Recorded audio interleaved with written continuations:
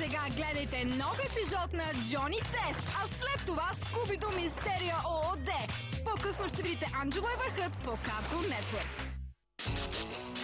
Това е Джони Тест! Това е Джони Тест! Има огнена коса и реактивна раница. Джони Тест! Сестрите му използват го без граници. Джони Тест! Майка му заета, баща му се го учи. Джони Тест! Най-добрият му приятел е говорещо куче. Говорещо куче! Като съшли го с нещо по-добре, не му се мяркай. Мега екшън се развива някъде в парка. Превръща се в чудовище, но всичко е на жест. Всичко е на жест. Джони Това е живота! Джони Това е живота! Това е животът на нашия Джони Тест. Всичко е на жест. Джони Това е живота на Джони. Това е живота! Това е животът на нашия Джони Тест.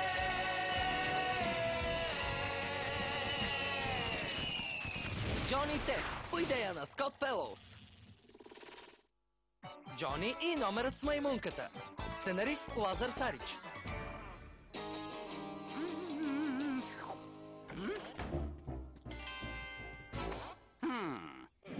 Трябват ми пари.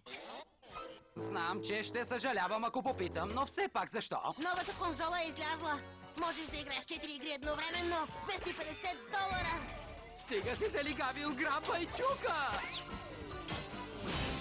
Дължа ти $50. Подпис Джони. Да!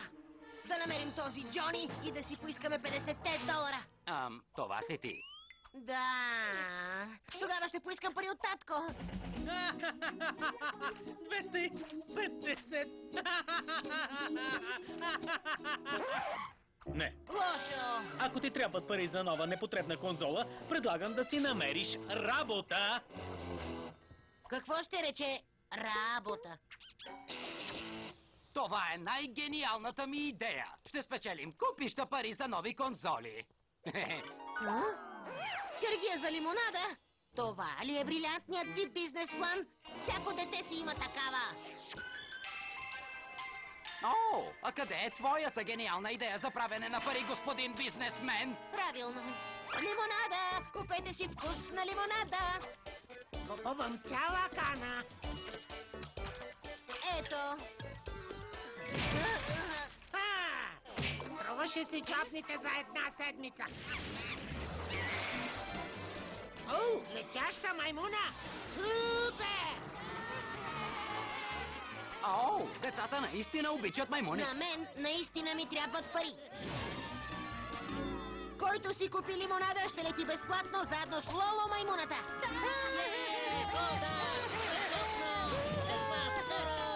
Залагай се за работа. Много добре, Лоло. Не, няма да летиш с ракетата без достатъчно изпитателни полети. Искам Лоло да повози децата с турбораница, за да си купят лимонада, а аз нова конзола. Не става. После ще учим Лоло на азбуката. О, на азбуката. Вау, маймуните я обожават. Вземам Лоло, чао! Ега, страхотно! Добре, кой е пръв? Аз съм прав! Аз махни сопата ми, чули! Лоло ни трябва за сериозни проучвания, не за глупави полети. Върни си ни парите, Тест! Да, не можете да си ги получите обратно. Чао! О-о!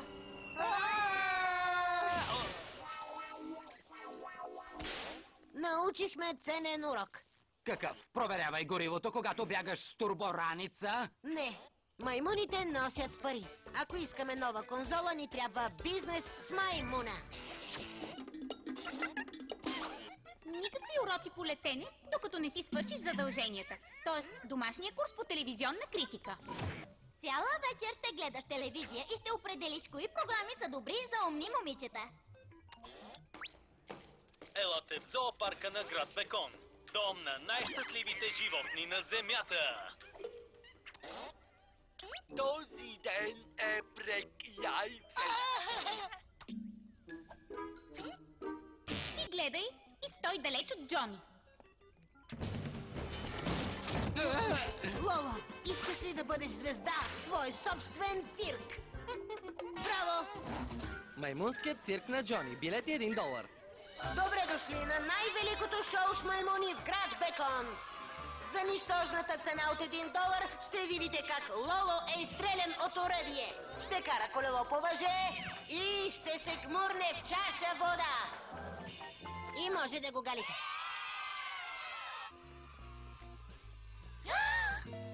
Той се шегува, нали? 248, 249, $250! Огън!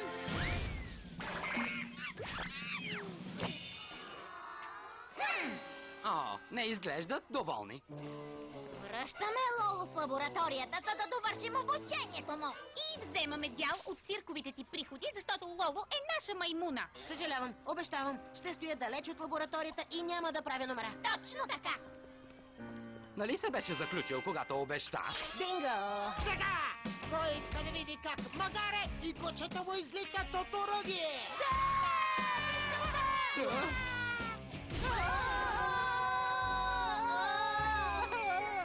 Не ни достигат още $249. Ей, ти си момчето с маймуната, нали? Участва на частни партита, откриване на магазини и тържества. Добре, доведи я до коли втора ръка. Утре ще ти дам $100. Добре, да вземем Лоло. Никакво летене с ракета! Виж, тази клетка е за твое добро, Лоло. Имам предвид, че ще те предпази от Джони. Ако не успее, лазерната решетка и роботите ще те защитят.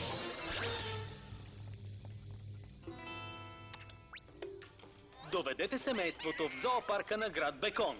Все едно си имате джунгла в задния двор.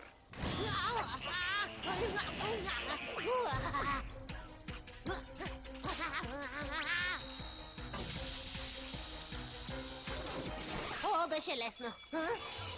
Free Johnny, Free Johnny, Free Johnny.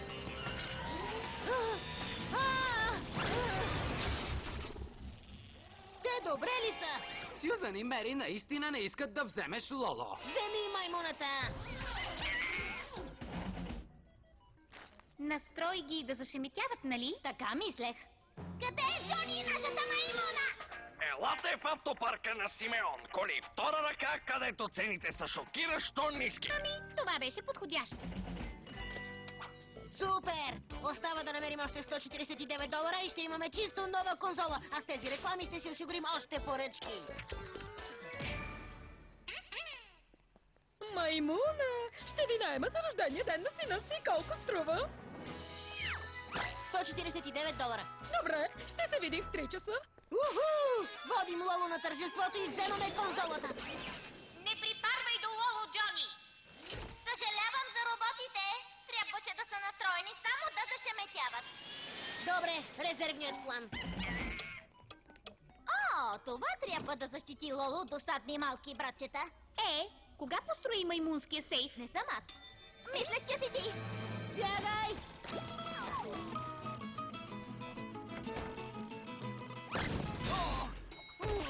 Лоло ни трябва за сериозно проучване. Лоло ми трябва за сериозни пари. Днес ще се научи да чисти с прахосмокачка. Не, ще забавлява дечица на парти днес. Няма да стане, защото се измъква. О, не! Кой ще ми изкара пари? Или ще почисти. О, защо избяга? Избяга, защото мислехме само за себе си, а не за Лоло. Джони е прав, което е странно. Да намерим Лоло и да постъпим правилно. Към ракетата! Преследването на маймуни е забавно. Автобусът, на който се качи, спира на зоопарка. Няма да намерим Лоло в тази джунгла. Да слезем и да огледаме отблизо. Добра идея. Даде им парашути, нали? Мисля, че да.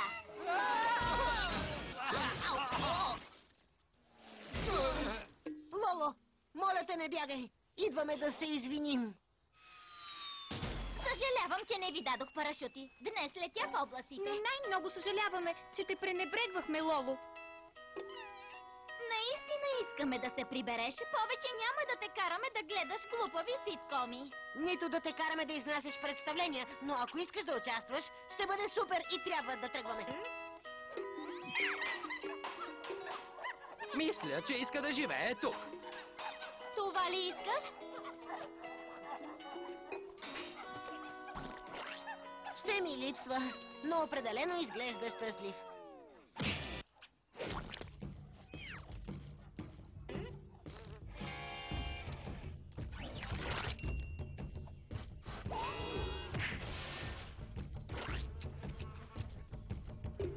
Сега не изглежда толкова щастлив.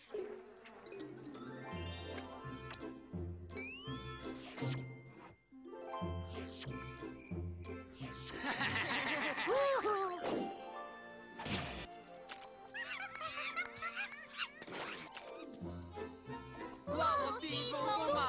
И запомни, Лоло, имаш право да правиш всичко, което си поискаш.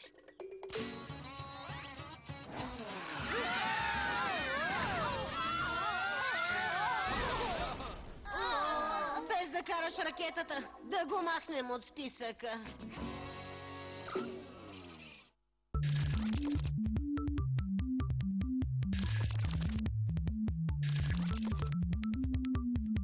Пейката на Джони.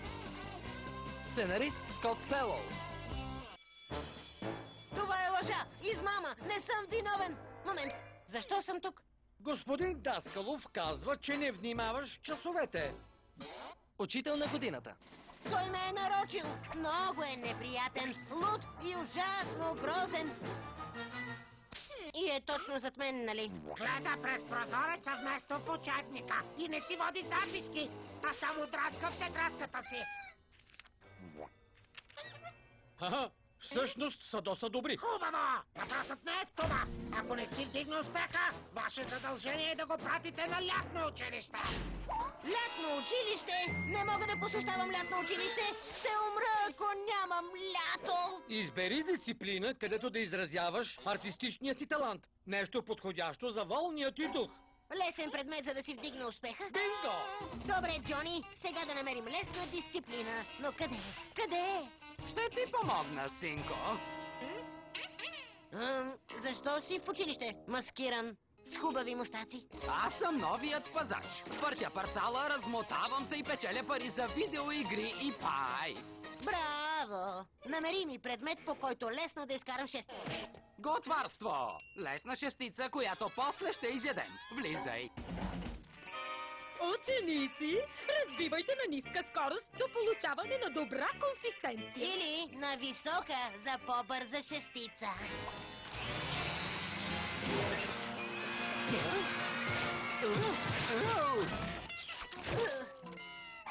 Ще изчистите ли стаята? След като се погрижа за виновника. Чао! Чао! Край! Няма лесен предмет! Ще ходя на лятно училище! Благодаря, имах нужда. О, вещ! Супер! Да изгорим нещо друго. Може би после. Сега намери лесен предмет. Търси симпатичен учител. Това е тайната. Но къде? Къде е господин лесна шестица? Уха! Удивително! И направено от дърво! Не съм виждал подобно нещо! Или някой като те! Това е дръжка на моп. Аз съм пазачът. Аз съм учителят по дърводелство! Това заслужава шестица, приятелю! Браво! Дори не е в класа ви. И не е ученик. О, обичам да пиша шестици. Трудово обучение. Аз обичам дърводелството. Най-важното нещо тук са мерките за сигурност. Винаги пазете ръцете си от триона. Спокойно. И преди се е случвало. Ще повикам заместник със здравата си ръка и ще се върна след 2 месеца. Заместник? Това ще бъде най-лесната ми шестица. Без усилие, без лятно училище и най-вече без господин Даскалов. Здравейте! Аз съм заместващият учител по дърводелство. Вашият проект е пейка. Очаквам всички да се потрудят, ако искат шестици.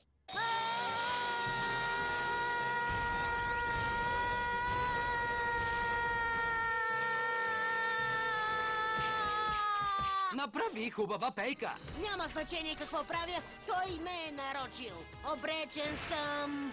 Обречен! Чакай, имам план. Да позная ли? Операция Дюки пак те спасява, а? Близо си. Операция Дюки харчи първата си заплата. Вселена от пейки. Планът никак не ми харесва. Ще внесем тази красавица в училище, когато господин Даскалов не гледа. Предавам я и се смея под мустак, когато пише 6. О, удивителна е! Перфектна е! Тя е! Има още етикет с цената! Сериозно ли? Ако не искаш да се останеш с двойката, ни предай пейка, която е изработена в тази работилница. Трябват ми $20. Първоданството е весело. Я, $20! Мой са! Назад! Мой са! Тест! Какво става? Свали ме от автобуса! Тест! Бъмпър.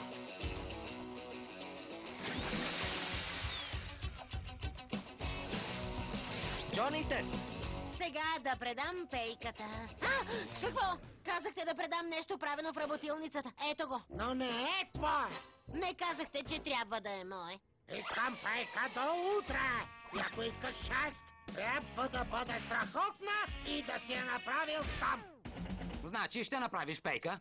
Не, защото никой не може да ми каже какво да правя. Той ти е учител. Това му е работата. Ако някой път го послушаш, може да изкараш 6. О, ще изкарам 6. Трябва ми супер пейка, направена от дърво. Защо ние да ти правим пейка? Превъртете лентата. Върни ни обувките, ще ти дължим услуга. 5 услуги и участвам. Проклета модерна видеотехнология! Роботите! Какво искате да ви построим? Искам толкова хубава пейка, че господин Даскалов да полудее и да ми пише 6. Ще я имаш. Ето я, Джони. Пейка специално по поръчка, въртяща се с поставка за напитки и стойка за телевизор. И е дървена. Сега, Джони, ще ти покажем някои от турбофункциите. Трябва единствено да предам това сладурче. О, да!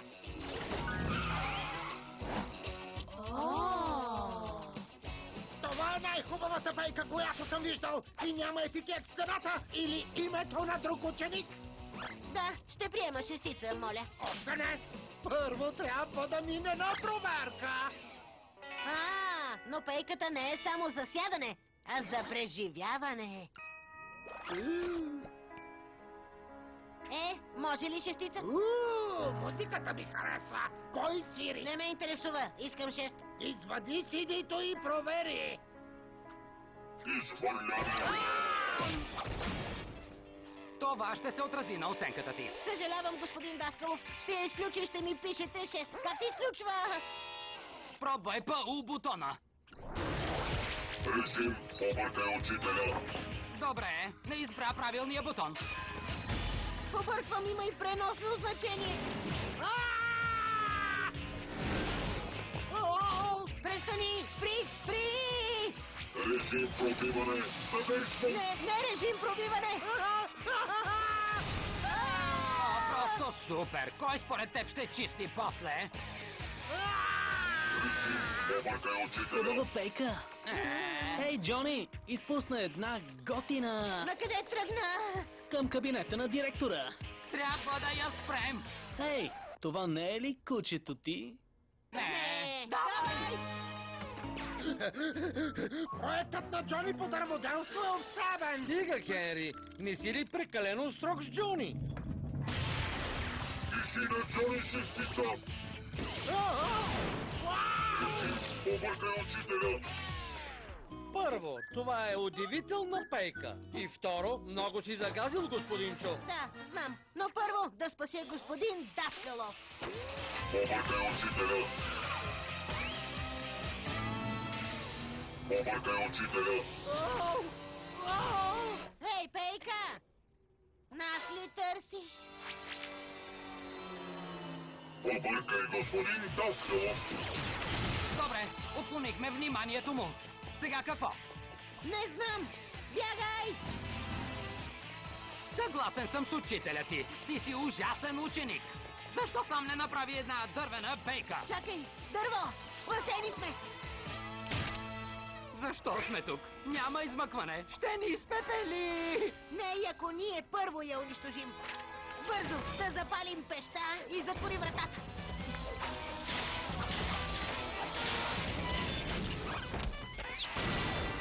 На място, Даскалов! Не! Огън! Ти успя! Спасени сме! Джони! А ти много си загазил. Преди да ми кажете нещо, много се извинявам. Обещавам да се старая и да ви слушам. Вие сте учителят, аз ще ви слушам. Ще изпълнявам каквото кажете. Вие учител, аз ученик. Може би наистина съм доста строг с теб, Джони, но това е защото знам, че някъде дълбоко в теб се крие отличен ученик. Наистина ли? Не знаех. Ако се съсредоточиш върху ученето, вместо да се разпиляваш, ще видиш, че ще изкараш шестица. Да не се разпилявам. Сега ти предлагам да направим още един опит с пейката. На някой му се събра много чистене. Напускам. Това вече е за шестица. Да! Съжалявам. Филмът е обработен в студио Доли. Преводач